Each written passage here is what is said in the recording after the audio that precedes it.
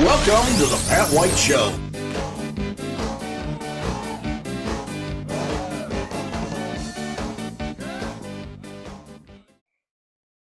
Well, unless you've been living in a submarine for the last 7 or 8 weeks, the chances are you know that Sean P. Diddy Combs was, well, sort of convicted at a trial in New York City. And the reason I say sort of, there were multiple charges against him. There were 5. And the major ones had to do with racketeering. And these are the ones that could have put him away for life in prison. Well, the jury said, nope, not guilty of those. Only thing he was guilty of is transportation and to engage in prostitution. Those two charges, they're relatively minor. And I'm not saying they're minor like misdemeanors. No, they're not. They're minor in the fact you don't get life for those things. Now, those 2 charges he was convicted of each have a potential 10-year prison term tied to them. Now, what the judge can do is either have those terms served consecutively, which is 10 years after 10 years, or concurrently, both at the same time. Now, there was a hearing whether the judge was going to grant bail to Mr. Combs. Prosecution said, Your Honor, this guy's violent. He could bolt. He didn't want to be in prison. And the defense said, no, he's a family man. He's got to take care of his kids. His wife has passed away. Ultimately, the judge says, no, we're keeping you in jail. So what they're going to do is next week, they're going to have another remote hearing. Both sides will argue, hey, we want the sentencing done early, or some we want the sentencing done late. Right now, the judge is talking about putting the sentence down in early October. Now, here it is, July. Well, the defense wants it brought up real soon. Get it done quickly and find out what's going on. Now, what's going to happen? Well, as it turns out that P. Diddy was convicted of something called the Mann Act. You may have heard of this. Some other people have been convicted of it in the past. R. Kelly's been convicted of it. Matter of fact, Chuck Berry was hit with it. And one you probably hadn't thought about, Ghislaine Maxwell. That's the Epstein situation. She was the woman who was getting all the girls for Mr. Epstein's parties. Well, that's what she was convicted on, transporting prostitutes across state lines. That thing was back in 1910 when that thing was put into law. And it was named after a congressman of Illinois, from Illinois. His name was Mann. So there's the Mann Act. Now, what's going to happen? Do I think he's going to get the full, 10, 20 years? I do not. He's never been convicted of anything, and they're going to argue that, hey, he's got a family, his wife is deceased, he's behind bars, who's going to take care of his kids? That's what their argument's going to be. Now, prosecution right now is asking for around 5 to 7 years. What will the judge do? I don't know. My guess is he's going to cut the sentence down, and I'm thinking maybe 3 to 5, maybe. And regardless of what's going to happen, you take a look at how P. Diddy looks today as compared to the way he looked when he was dashing and out there on the street and being known by everybody. He was a star rapper. Looks a little bit different now that he's been in court. And when the jury came down and didn't convict him of the major charges, well, his attorneys feel like that was a success. P. Diddy got down there and prayed. He's being, I thank the Lord this didn't happen, whatever. Serious trial, and whether you think he's either guilty or tremendously guilty, well, it was a 7-week trial. Those jurors sat there for 7 weeks and listened to hours upon hours of testimony from the prosecution, but 0 from the defense. They put up no case whatsoever. They just said, no, the defense has got nothing, Your Honor. Go to closing. Let the jury figure it out. Many people thought that he would get off on this thing because, well, he's a rapper. He's a star. Can't put stars behind bars, can you? Well, as it turns out, the jury said, okay, he's guilty on some things, the Mann Act being one. But the racketeering, the RICO charge, didn't find him guilty of that. So that's where it stands, folks. Will he be sentenced in October? Maybe, unless the judge moves it up. Will he get 10 years, 20 years? I doubt it. Maybe 3 to 5, that's my guess.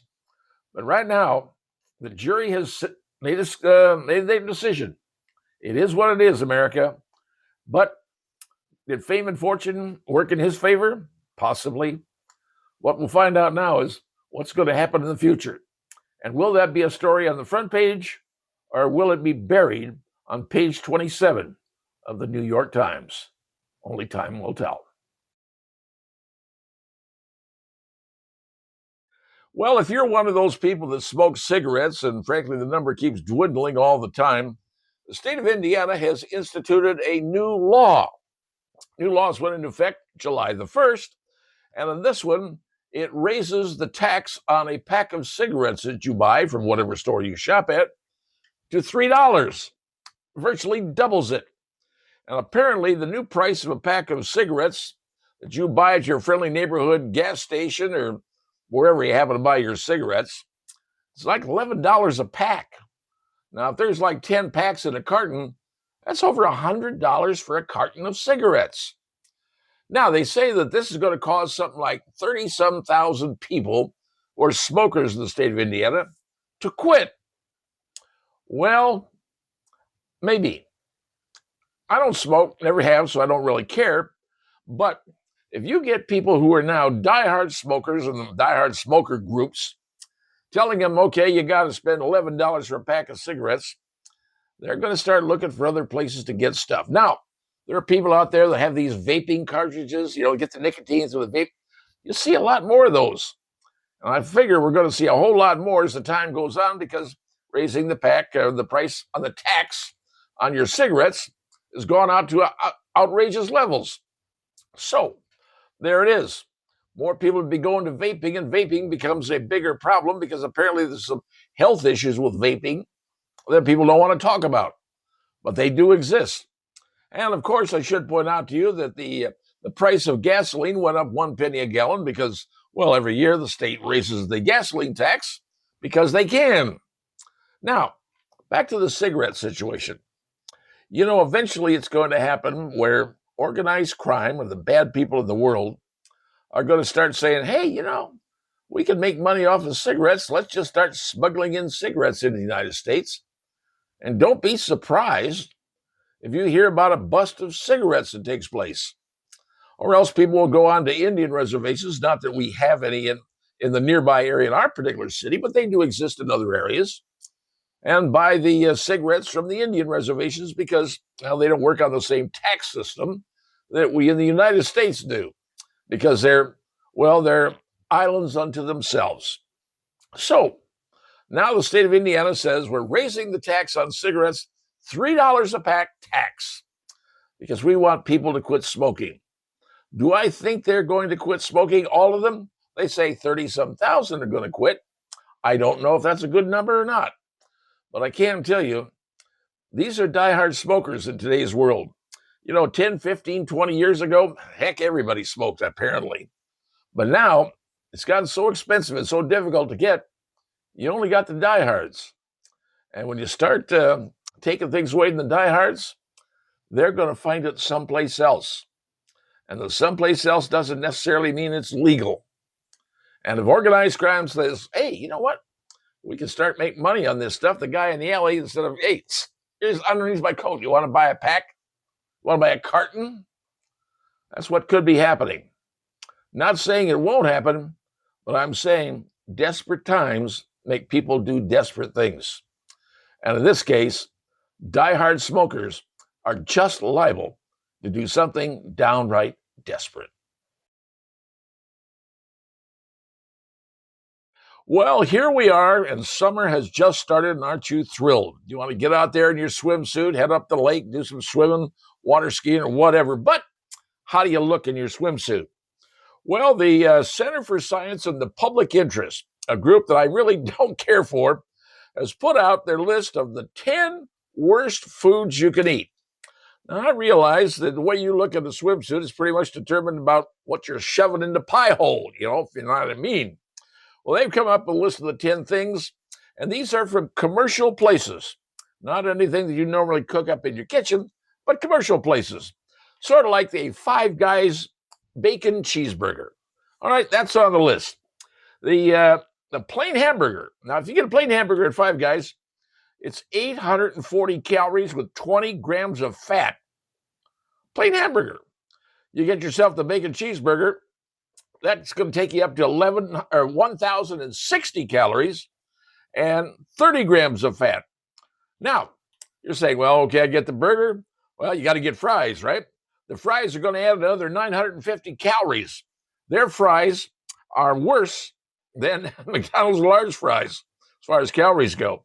All right, that's food number one. Now, I don't know if we have a Five Guys in this town, so maybe it doesn't make any difference, but in other cities they do. So now you know what you're getting. But we do have a Chipotle's. Chipotle's chicken burrito. Now you say, well, I eat chicken. That's good. That's not fatty stuff. Oh, wait till you see. Chicken burritos at Chipotle's contains chicken, yes, rice, beans, pinto beans, by the way, sour cream, salsa, and of course, tortilla. Well, it adds up pretty quickly when you think about it. Their chicken burrito at Chipotle is 1,090 calories and 16 grams of saturated fat. Now, one burrito, by the way, contains as much sodium as 6 of their Taco Bell chicken soft tacos, which is about 2,240 milligrams. So there you go. We do have a Chipotle. They do have chicken. Now you know. The Cheesecake Factory. Oh, my land. The Cheesecake Factory Tower Truffle Cake. That is decadence from the get-go. Chocolate cake.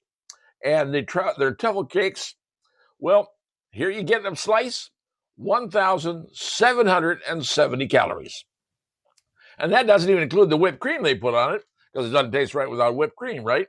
So, if you got a sweet tooth and you want to add some calories, go over to the Cheesecake Factory and get yourself a Tower Truffle Cake. Now, pizza. Who doesn't love pizza? How about an Uno's Pizzeria and Grill Chicago Classic Deep Dish Pizza? I love Chicago pizza classic. They're deep dish, they're tasty. Well, Pizzeria, the folks over at Uno's got one. And listen to this. Their pizza, 2,240 calories per pie. Now, let's say you're eating just one slice of the pie. It may not be too bad. But who can resist a deep dish pizza? 240 grams of saturated fat, 4,400 milligrams of salt. That's 2 days worth of salt, for crying out loud. And so you think you want to get a thin pizza or something like that? Those deep dish, but 2,240 calories. Now, on every corner in the United States and every city in the United States, there's a Starbucks. We have them here. They're everywhere. But in the summer, you want to get something pretty cool from Starbucks, right? How about one of those Venti white chocolate mochas? Yeah, a Venti white chocolate mocha from the Starbucks. And you got to get the whipped cream, of course. You got to have that.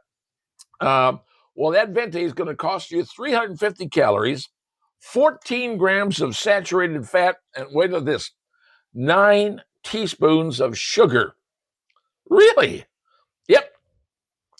That's the calories, folks, 9 teaspoons. And if you're too cheap to go to Starbucks, oh, you go to McDonald's, right? Who doesn't go to McDonald's? Well, there you go to McDonald's, and you know what you want to get with your burger and fries and everything else? The chocolate shake. Chocolate shakes at McDonald's, those things go in at 840 calories and 14 grams of fat. And are you ready? You think the folks over at Starbucks was bad? That chocolate shake at McDonald's has 22 teaspoons of added sugar. You might as well take the sugar bowl, just dump it up. 22 teaspoons. So now you know, don't want to make your day any worse than it already is. But if you're planning on going out and enjoying yourself, but you want to lose weight to look good in the summer, these are places the Center for the Science and Public Interest suggests that you avoid. Do it at your own peril. Me, I'm getting chicken nuggets.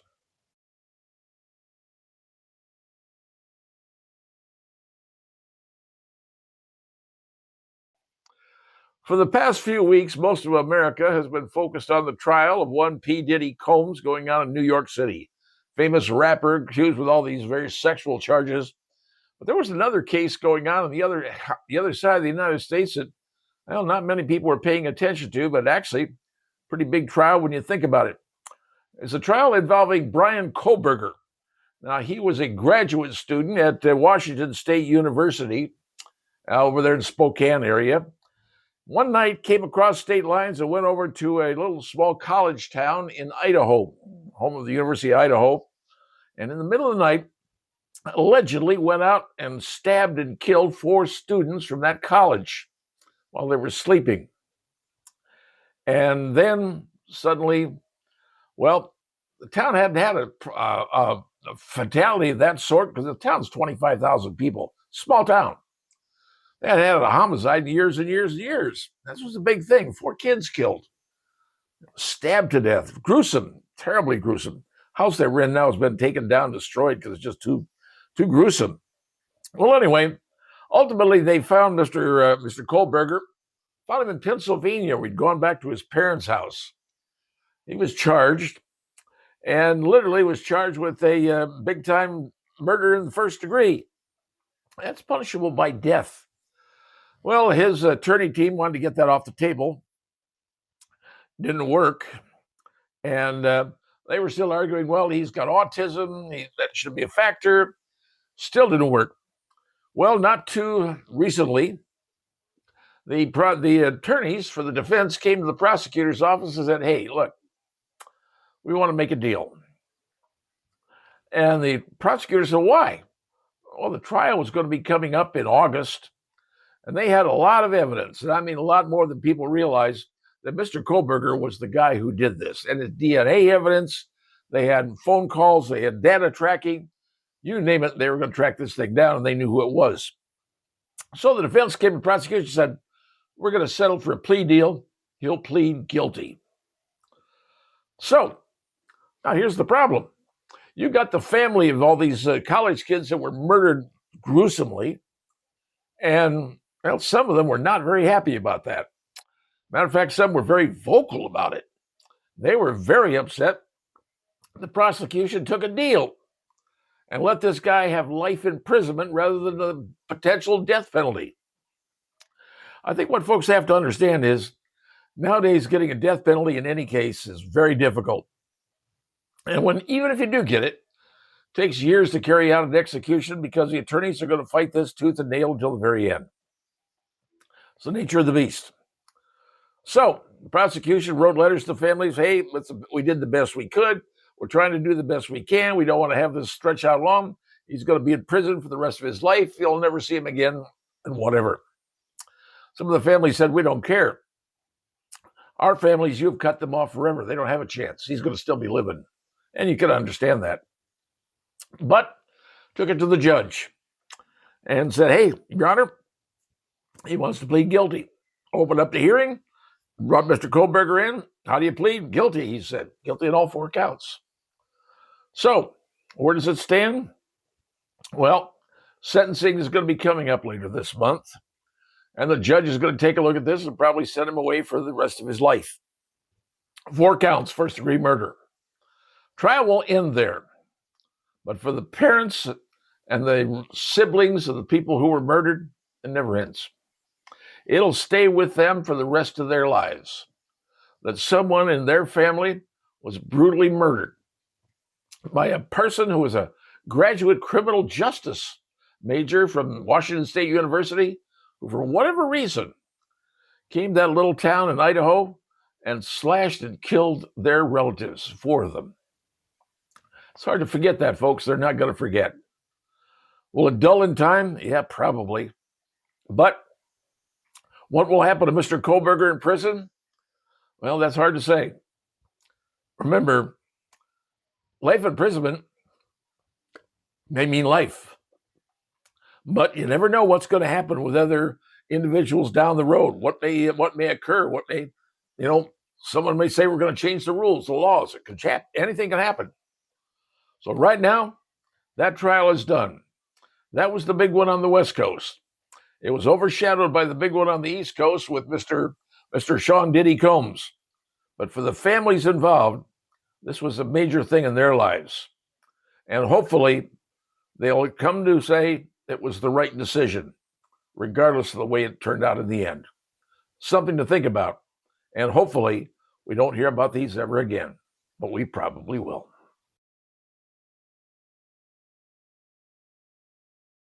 You know, every red-blooded American for the last, over 100 years gone into the grocery store, going down the aisles, looking at cans of food. And there's one name that always popped out because that was a name you trusted.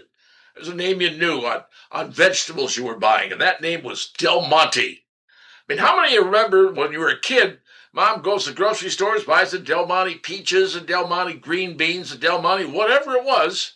That was the name brand she brought home. That was Del Monte because that was the name brand. Well, sad to say, but the Del Monte folks have just applied for a Chapter 11 bankruptcy, and they are in some deep, deep debt, somewhere between $1 billion and $10 billion between assets and liabilities. Pretty bad. Looking for a buyer. They've had to get somebody to buy them out or hold out for over $900 million of money just to keep them floating. Now, why is Del Monte Foods and the 140-year-old brand going bankrupt? Well, ask yourself this. You go to the grocery store, what brands do you look at when you're buying a can of green beans, can of corn, can of, well, whatever? In today's world, well, people are looking to save money and they're looking at brands. And various grocery stores and big giant retailers have come up with their own name brands. And you, especially like, Walmart's got their great brand, whatever it is. And they sell all the same products for cheaper money than you would pay for the brand names like the Del Monte and Hunt's and those kind of names. Well, the problem is people are going, money's tight. I'm going to get the same thing. My family doesn't notice any different if it's Del Monte green beans or Great Lakes green beans or Costco green beans or whatever it is. Green beans are green beans. Now, a lot of stuff involving fruits, preserved pears, peaches, fruit cocktail. Let's remember all those things. Well, apparently people aren't eating those like they used to. I was a kid. Remember, that was a great thing for dessert. You get the fruit cup. You get the mixed fruit. You always hoped you got a little cherry in there somewhere. Those aren't happening anymore. People are saying, can't afford it. I was at the grocery store today, going down the aisle looking for some green beans, believe it or not.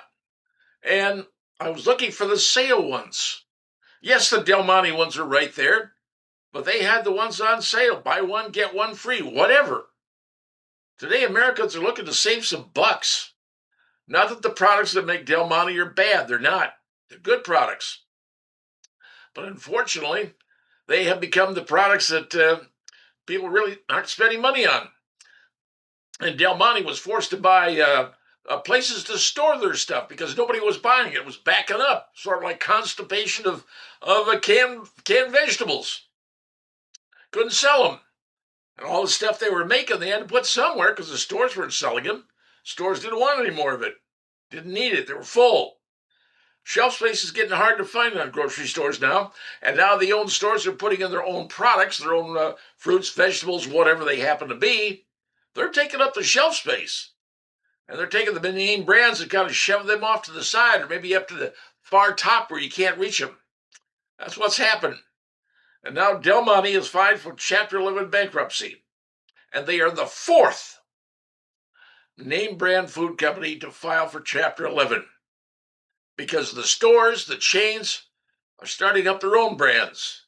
And they're making it cheaper. And America has decided we can live with cheap. Unfortunately, we can't live anymore with name brands. That's how life is going.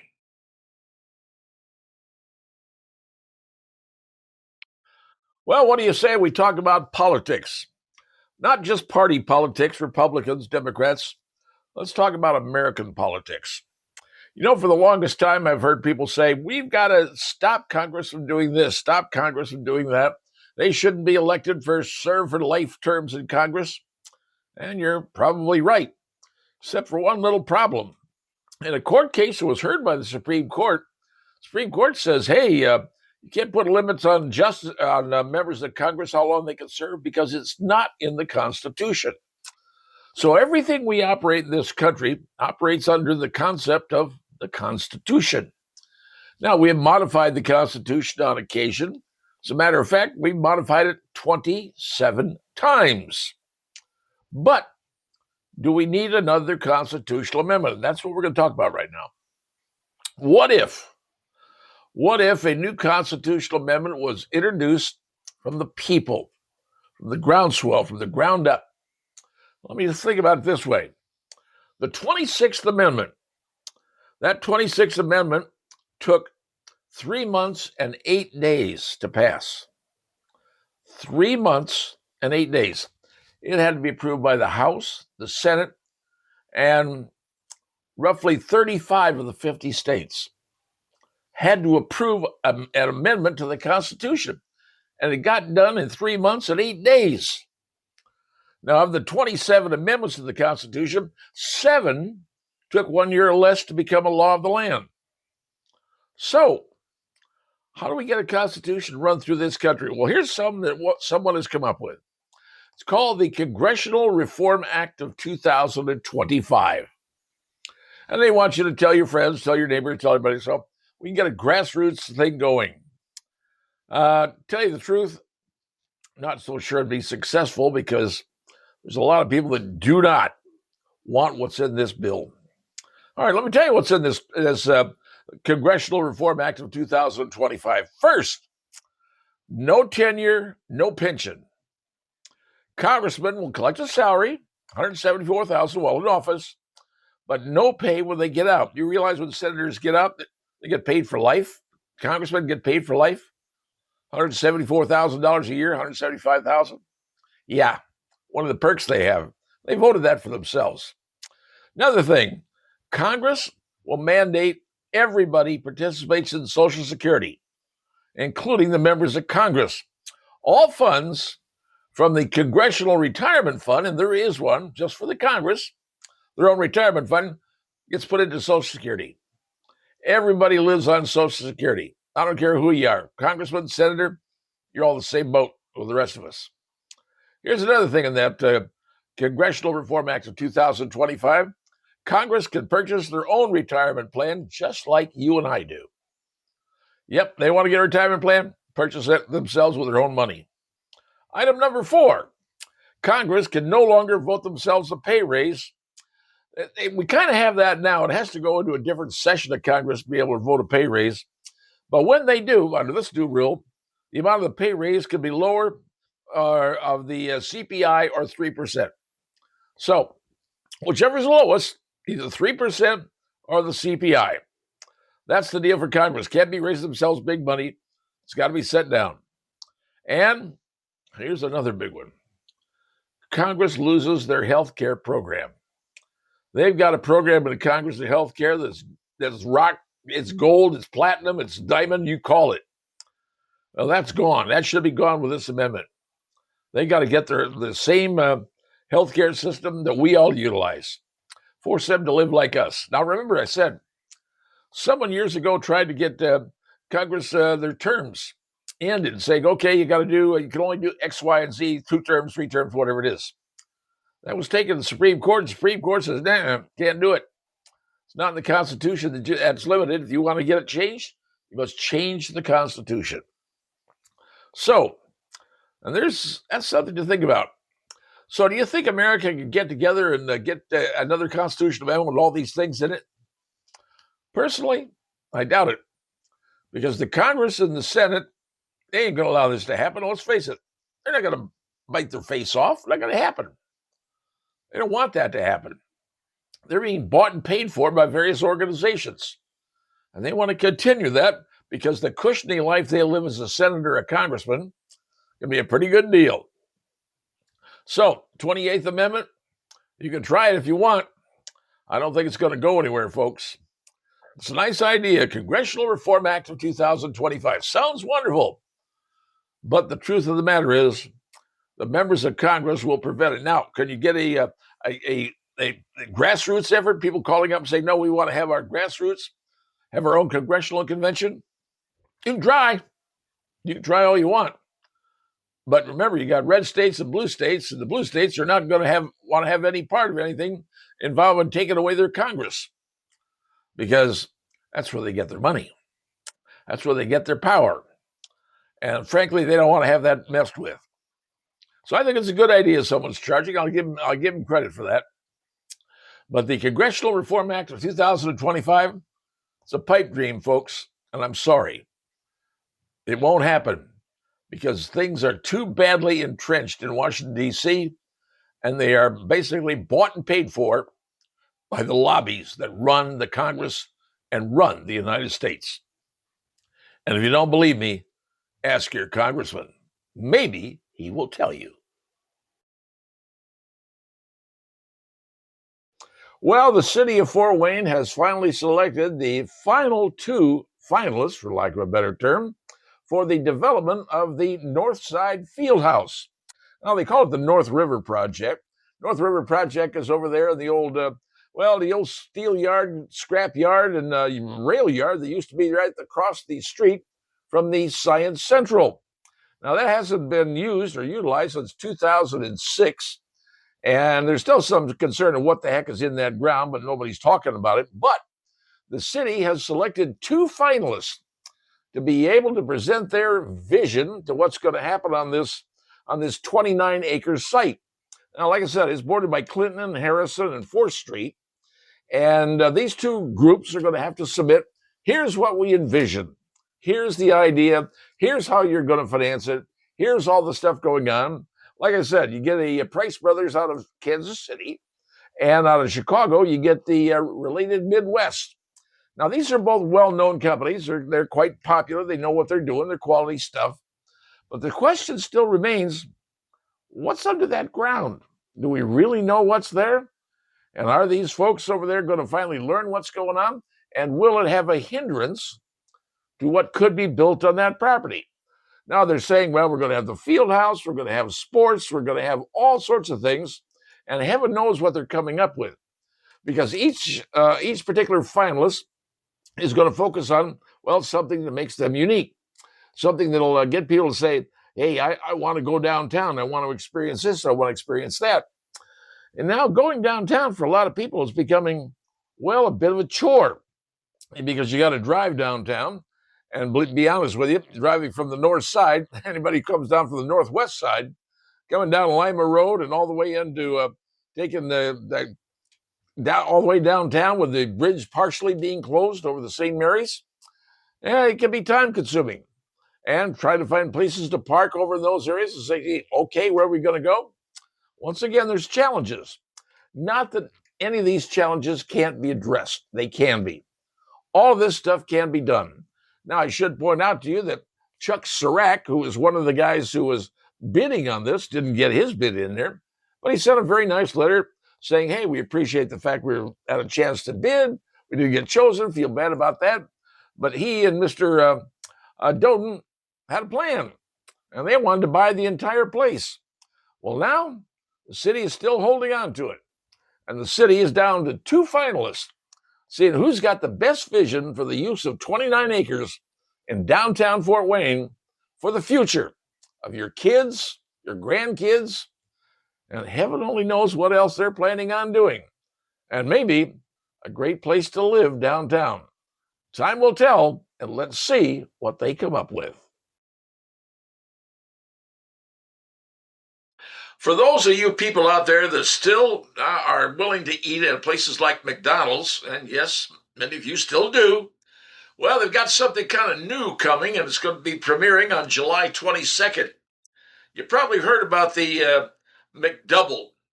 Well, McDouble is usually a double cheeseburger. It's what you get pickles and onion on it, what have you. If you don't like pickles, you have to take pickles off. But it's basically hamburger, 2 patties, cheese, and like I said, the pickles and onions, and a whole lot of ketchup and mustard, I presume. Well, that's been pretty much on the menu. But they do have a thing, the McValue Meal Bundle. I don't know if you've heard about this. I don't think they advertise it a whole lot. But let's say you go to lunch and you want to get a nice little lunch. Well, you get their value deal. You can either get the McDouble or the McChicken.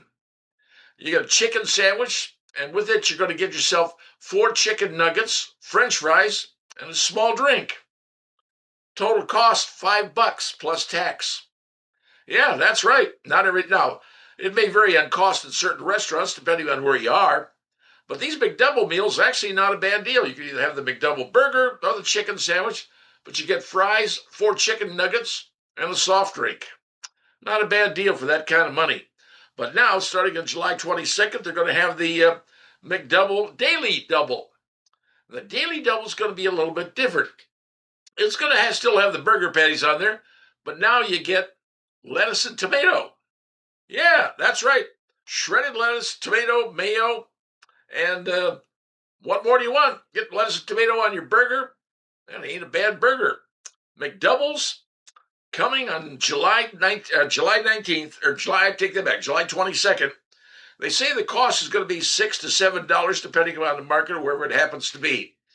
So if you're looking to get yourself a lunch and you don't want to spend a boatload of money, because now you go to some places, a burger alone may cost you $9 or $10. Well, these McDonald's value deals they have that they don't really advertise a whole lot. You get the burger, you get the chicken nuggets, you get the French fries, you get the drink for one package. It's not a terribly bad deal when you think about it. But I do have to report one thing that's happened at McDonald's. They have severed their relationship with Krispy Kreme. I don't know why, I can't tell you. But if you're thinking about getting Krispy Kremes when you go to McDonald's in the morning to get your cup of coffee, unless you want to go to a fancy coffee store or whatever, but they have ended their relationship with Krispy Kreme, so apparently no more Krispy Kremes at your friendly neighborhood McDonald's. A deal that apparently did not work out. So, just a thing to keep you informed on where you can get cheap food and hopefully enjoy it, because you deserve a break today, and you can get it at McDonald's.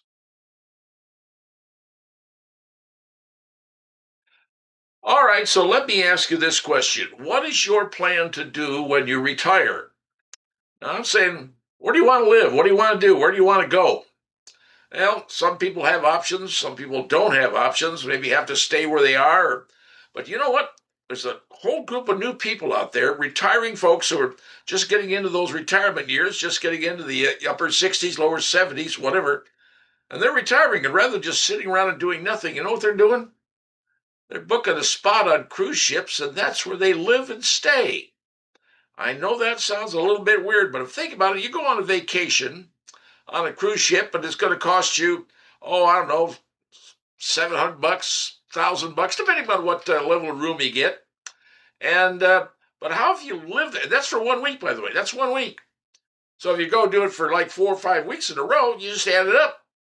Well, now there's certain ships out there and certain cruise lines that are letting retired people literally move into their ship. There's one called the Villa V Odyssey, and this is a ship that sells a permanent room for $129,000 for at least 15 years or more. Okay, 129 grand. Now that's for an inside stateroom. Inside stateroom doesn't have windows, obviously. It's pretty well closed in. If you've been on a ship, you know what it's like if you've been in one of those rooms. Outside staterooms with a balcony or whatever, nicer, but they cost more. Well, here's this one lady. She's 77 years of age. Her name is Sharon Lane, and she's got herself booked on this cruise. But the cruise sails around the world. And yes, she bought the place for $129,000. She pays $3,000 a month for additional fees. Think about it. You get fed throughout the entire time, morning, noon, and night. You got food to eat. Go to the various restaurants on the boat. Go to the pizza places, wherever. You want to gamble? I guess you can do that if they have gambling. You want to watch shows? You want to go to the pool? You want to watch movies or whatever they have? It varies by the cruise lines. But this, by the way, is becoming the latest, newest thing for seniors to think about. Taking their money rather than saying staying in a house that, frankly, is going to be taxed, and you and I both know it. And more communities are raising the taxes on people's property so they can't really afford to live there. They're just saying, to heck with it. I'm going to get on a cruise. I'm going to get on a cruise line, go around the boat. And these cruise things, they have medical services right there on board. They got doctors on board. You ever been on a cruise ship and you find out somebody died? They know how to handle that. They got places to do that. Well, this is the coming thing, folks. So if you're saying in your retirement years, gee, what are we going to do, Alice? Going to stay here at the house? Going to move to Florida? Move to wherever? Well, you're going to move. It's going to cost you. But if you're on a cruise line, think about it. You can be going everywhere, seeing different things around the world, year-round, getting on the boat. It's your room, your place. Food's always there. Everything you need is there, and somebody else is cleaning your room. Send out your clothes to have them washed, clean, whatever. Everything's on the ship. This is the coming thing, folks. This is what more and more people are doing in today's society. Rather than having a house, saying, hey, can't take it with me when I go, so I'm going to go and enjoy it. I'm going to go on a cruise around the world in a stateroom that I own. Think about that. If you're retiring or thinking about it, cruise ship around the world, that don't sound too terribly bad, does it? And you can have a good time while you're at it. Just a thought.